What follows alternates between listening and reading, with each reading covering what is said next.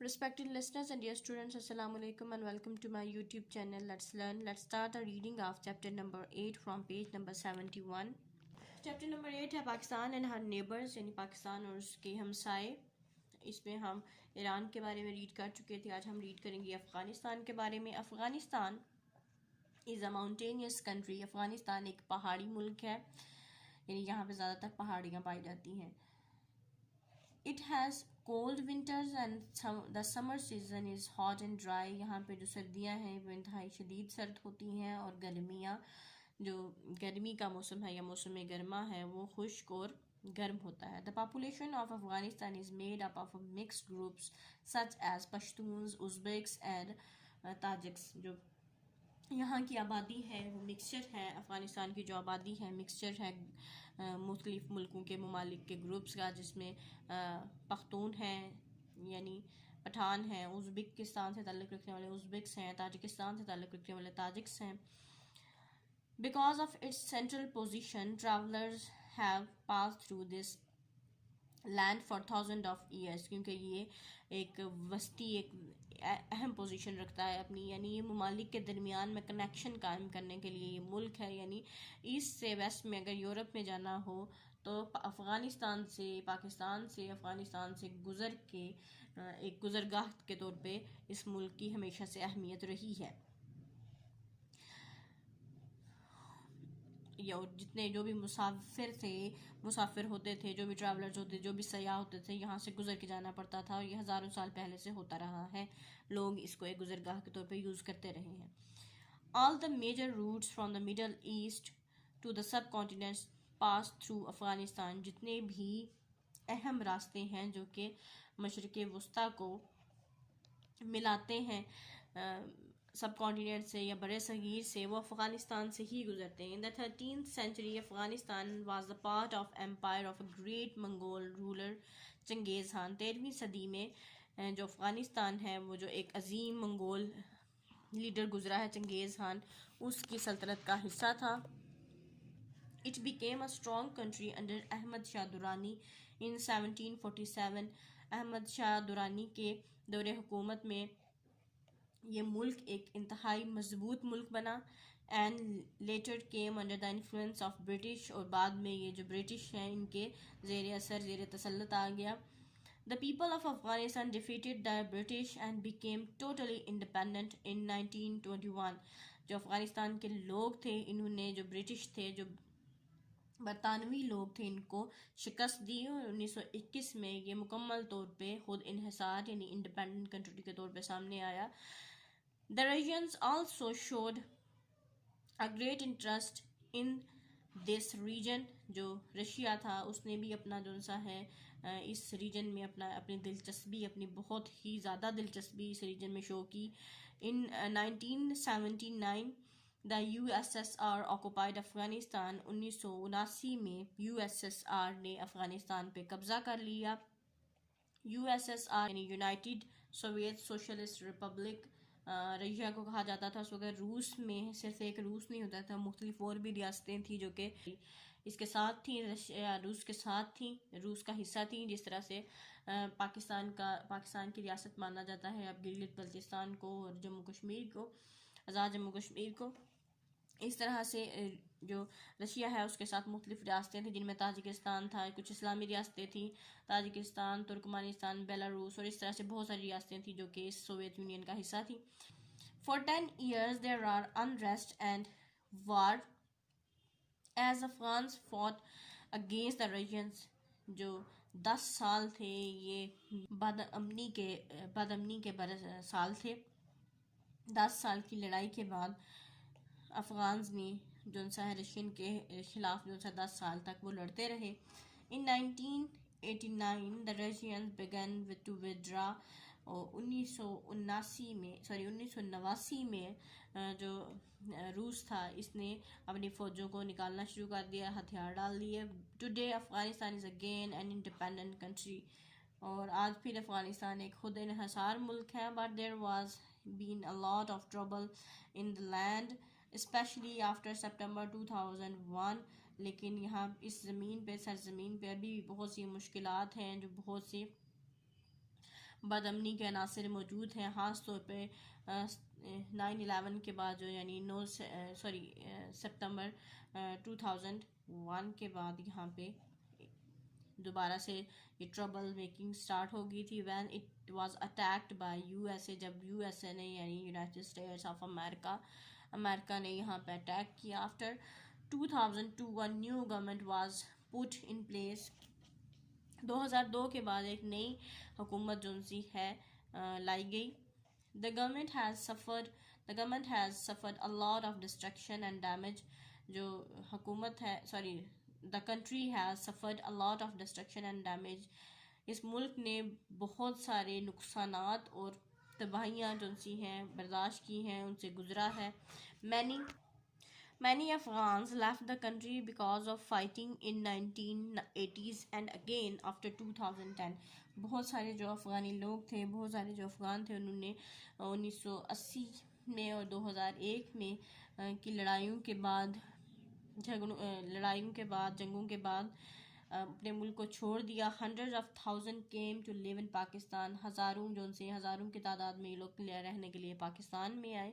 Before the Russian invasion and the following wars, Afghanistan was a progressive country with many schools and universities। जो Russian हमला अवरों से पहले और इन सब जंगों के से पहले अफ़गानिस्तान एक बहुत ही तेज़ी से तरक्की करता हुआ मुल्क था, जहाँ पे बहुत सारे स्कूल्स और बहुत सारी यूनिवर्सिटीज़ थी। It was well known for its textiles, carpets and excellent food. ये अपनी जो सा है कपड़े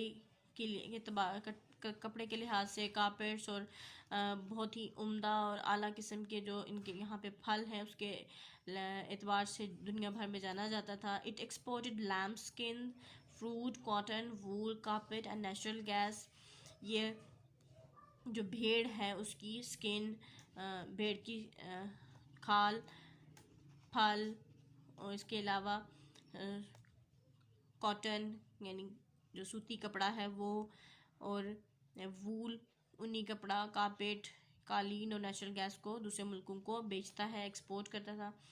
natural gas was discovered in 1970s and brought in quite a lot of money for country. 1970 में जो कुदरती गैस है वो दरियाफ्त की गई और ये मुल्क में बहुत सारे पैसा और खुशहाली लाई। The official language of Afghanistan are Pashto and Dari Persian. जो अफ़गानिस्तान की जो सरकारी ज़ुबान है वो पश्तो और फ़ारसी है। The population is about 32 million and the capital city is Kabul. जो यहाँ की आबादी है वो 32 मिलियन है और यहाँ का जो दारुल खिलाफा है वो काबुल है। नेक्स्ट है China shares only a small border with Pakistan shares only a small border with China. Pakistan China के साथ बहुत ही कम और छोटा बॉर्डर शेयर करता है। The mountains in this region are the Karakorams. ये जो बॉर्डर रीजन है यहाँ पे जो पहाड़ियाँ पाई जाती हैं वो क्रॉकरम्स के पहाड़ी सिलसिले हैं, कोहे कराक्रम है। Which are very high and very beautiful. जो बहुत ही बुलंद बाला और बहुत ही खूबसूरत है। इन 1978 द क्रॉकरम हाईवे वाज ओपनड। 1978 में ये जो क्रॉकरम हाईवे है ये खोली गई थी। कनेक्टिंग पाकिस्तान टू चाइना, जो कि पाकिस्तान को चाइना से मिलाती है। This highway built by the Chinese and Pakistanis. ये जो हाईवे है इसको पाकिस्तानियों ने और चाइनीज़ ने बनाया था। Built by the Chinese and Pakistani run through the Khunjerab pass which is 4693 metres high. जो कि गुजरती है हुंजराब पास से। ये जो हुंजराब पास है इसकी जो हाइट है ये 4693 मीटर्स है। Pakistan and China have strengthened their relationship through CPEC। Pakistan और चाइना ने अपनी दोस्ती को मज़ीद मजबूत किया है CPEC के थ्रू। CPEC क्या है? चाइना पाकिस्तान इकनॉमिक कॉरिडोर, यानी पाकिस्तान और चाइना ने मिल के जो एक इकनॉमिक कॉरिडोर, एक माशी इस्तिलाही जो प्रोग्राम स्टार्ट किया है CPEC, उससे पाकिस्तान और चाइना के जो रिलेशनशिप है वो मज़ीद मजबूत हुआ है। China is a much larger country than Pakistan. Pakistan की निस्बत चाइना एक बहुत बड़ा मुल्क है। इस टोटल एरिया इज़ 9,600,000 1000 के स्क्वायर किलोमीटर। यहाँ इसका जो टोटल रकबा है वो तकरीबन 96 लाख मुरबा किलोमीटर है। It has a cold climate in north and warm wet climate in south. जो चाइना का नॉर्थ है यहाँ पे बहुत जो आबोहवा है बहुत सर्द होती है, जबकि जो चाइना का जो जनूब है यहाँ पे नमी वाला वेट क्लाइमेट है और गर्म। The world famous Gobi desert is in the west of the country. दुनिया का मशहूर गोबी डेजर्ट यहाँ इस मुल्क के मगरिब में वाक़या है। गोबी डेजर्ट वो डेजर्ट है जहाँ से मंगोल आए थे और जिन्होंने मंगोल जो खाना बदोश थे वो आए थे और उन्होंने पूरी दुनिया में तबाही मचाई थी। ये वो डेजर्ट है। China is mainly an agricultural country with the most of the population living in the north east. China एक ज़रूरी मुल्क है जहाँ पे ज़्यादातर जो पॉपुलेशन है, जहाँ की वो शुमाल मशरक़ी जो हिस्सा है चाइना का, वहाँ पे रहते हैं। Chinese farmers mainly grow rice in the south. जो साउथ में जो चाइनीज़ हैं, यानी चाइना के जो साउथ में जो फार्मर्स रहते हैं वो ज़्यादातर चावल उगाते हैं, क्योंकि जो साउथ का जो क्लाइमेट है वो वेट और वार्म है, तो ऐसे क्लाइमेट में चावल ज़्यादा ग्रो करते हैं। And other food crops such as wheat and millet, और साथ ही बाकी जो क्रॉप्स हैं गंदम या जो ज्वार बाजरा ये सब भी साउथ में ही काश्त किया जाता है। The country has large deposits of coal oil and iron ore. इस मुल्क के पास बहुत वसी ज़खायर हैं कोयले के, तेल के, इसके अलावा खाम लोहे के। China has one of the world's oldest civilizations. China की जो तहजीब है वो दुनिया की सबसे कदीम और पुरानी तहजीबों में से एक है। In the past it was ruled by many different dynasties. ये मुख्तलिफ जो सी शाही ख़ानदान गुजरे हैं, माजी में इन्होंने इस पर हुकूमतें की हैं। In 1911 there was a great revolution and the country became a republic. 1911 में एक अजीम जो सा है वो इनकलाब आया, जिसके बाद ये जो मुल्क है एक जमहूरी मुल्क के तौर पे सामने आया। Then in 1921 the Chinese Communist Party was founded by their great leader Mao Zedong। जो 1921 है, इसमें जो चाइना की जो कम्युनिस्ट पार्टी है वो इक़्तिदार में वो उसकी बुनियाद रखेंगी। उनका जो ग्रेट लीडर है जिसको वो अभी भी मानते हैं जिसको माओ कहा जाता है, माओ जेडोंग, उसने इस पार्टी की बुनियाद रखी। It soon became powerful and set up a new people's republic in 1949। और बहुत ही जल्द जो सा है ये पावरफुल पार्टी के तौर पे सामने आई और यानी ये ताकत पकड़ती गई और इसने बहुत जल्द जो सा है चाइना को एक पीपल रिपब्लिक के एक रिपब्लिक से एक पीपल रिपब्लिक के तौर पे सामने लाई 1949 में, यानी एक अवामी जमहूरिया के तौर पे सामने आया। In the 1960s, a cultural revolution took place in China under Mao Zedong's leadership। 1960 में एक सकाफती इनकलाब आया। उसने एक सकाफती इनकलाब में चाइना में जन्म रखा, जिसको लीड जो सा है माओ जेडोंग कर रहा था। The country progressed and modernized under the next important leader Deng Xiaoping. यानी ये जो मुल्क है इसने मज़ीद तरक्की की, चाइना ने मज़ीद तरक्की की, इसको मॉडर्नाइज़ किया गया। इनका एक जो नेक्स्ट जो अगला एक अहम लीडर आया डेंग शाओपिंग, उसके ज़ेरे निगरानी who brought about an economic revolution, जिसने जो मौशी इस्लाहात हैं, मौशी इनकलाब है वो लाया। There are many industries in China today and it is now the world's fourth largest economy. China में बहुत सारी जो सा है इंडस्ट्रीज आज मौजूद हैं और ये दुनिया की चौथी बड़ी मौशियत है, यानी चौथा बड़ा मुल्क है जिसके जो मौशी लिहाज से तरक्की याफ्ता है। चाइना हैज़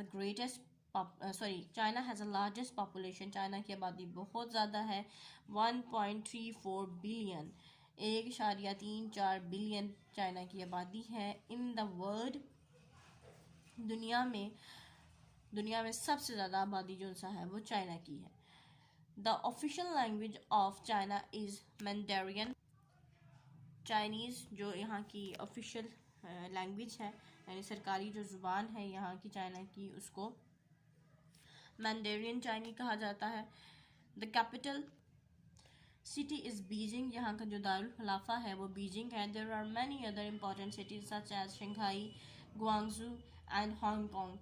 यहाँ पे बहुत सारी इंपॉर्टेंट और भी शहर मौजूद हैं, जिसमें शंघाई है, ग्वांगजू है और हांगकॉन्ग है। इसको यहाँ पे स्टॉप करेंगे। Wish you best of luck and अल्लाह हाफिज़।